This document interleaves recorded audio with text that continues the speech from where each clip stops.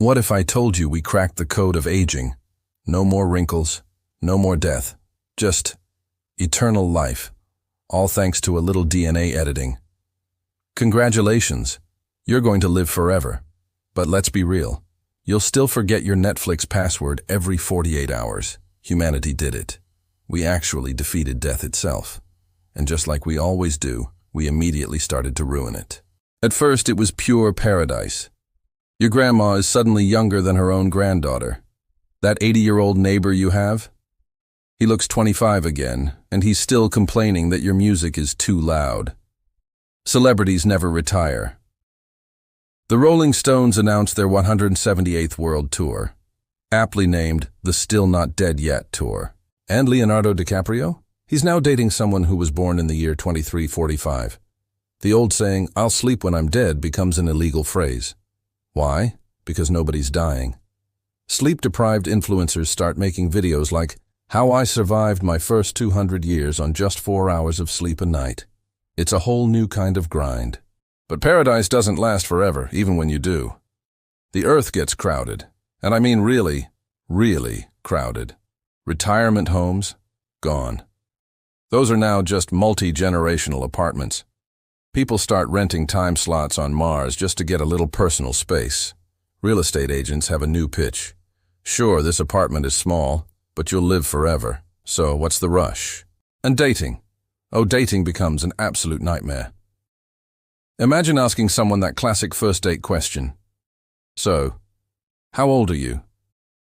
And they casually reply, 739, but I feel 300. How do you even process that? Then, the economy completely collapses. A blue screen of death appears. Capitalism. Exy has stopped working. Think about it. If no one ever dies, there are no job openings. Ever. College students who got an internship, they just stay interns. Forever. That boss you had in the year 2100? He's still your boss 3 centuries later. And the billionaires? Oh yeah, they just keep being billionaires. They don't just own companies anymore.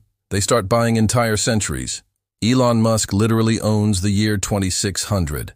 Jeff Bezos has a retirement yacht the size of Europe. Meanwhile, politicians refuse to retire, literally.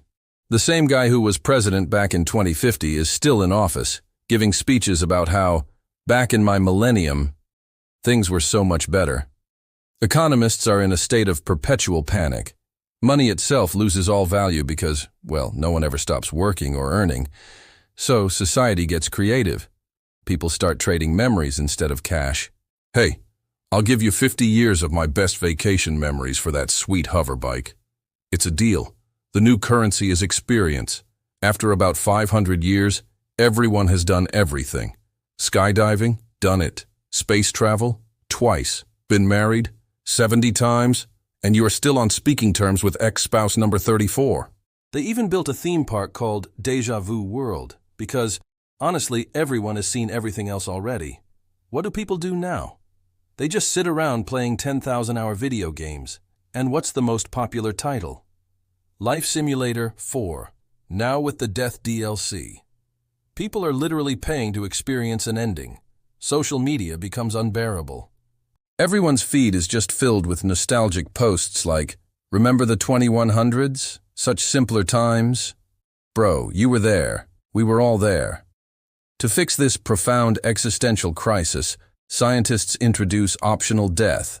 It's a simple, elegant solution. A little red button you can press when you feel like you're ready to log off for good. But here's the twist. Half the planet just keeps pressing, "maybe later." The other half? They turn their death slot into an NFT and sell it to the highest bidder. Therapists are booked solid for the next few centuries.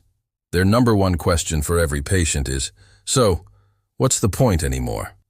And the only honest answer anyone can come up with is, to not go completely insane during your 800th consecutive year of tax season. Then one day, everything changes. A mysterious hacker uploads a virus into the global immortality DNA code. It doesn't kill you. That would be too simple. Instead, it does something far more interesting. It makes you slightly allergic to boredom. Suddenly, people can't sit still. Being bored gives you literal hives. Trying to binge watch a show on Netflix? You get an instant rash. Eating at the same restaurant twice in a row? Your nose starts bleeding. The effect is immediate and profound. People start traveling again, not just to Mars, but exploring new planets, charting unknown galaxies. They start learning old, forgotten arts like cooking from scratch and actually talking to each other face to face. Museums reopen to massive crowds. Adventure returns to the world.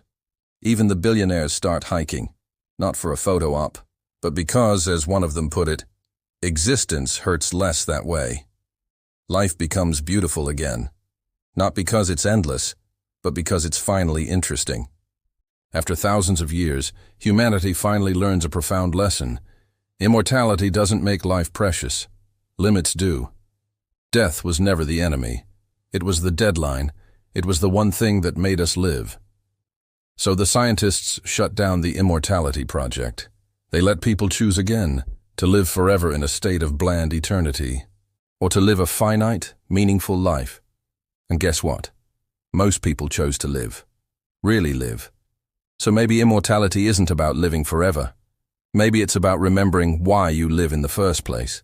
Because even if your DNA lasts for eternity, your attention span still won't. This is Synex, where science meets madness and logic takes a well-deserved nap. If you enjoyed this trip into the future, hit that subscribe button before your future self has to travel back from the year 3400 just to tell you, you missed a great video. Thanks for watching.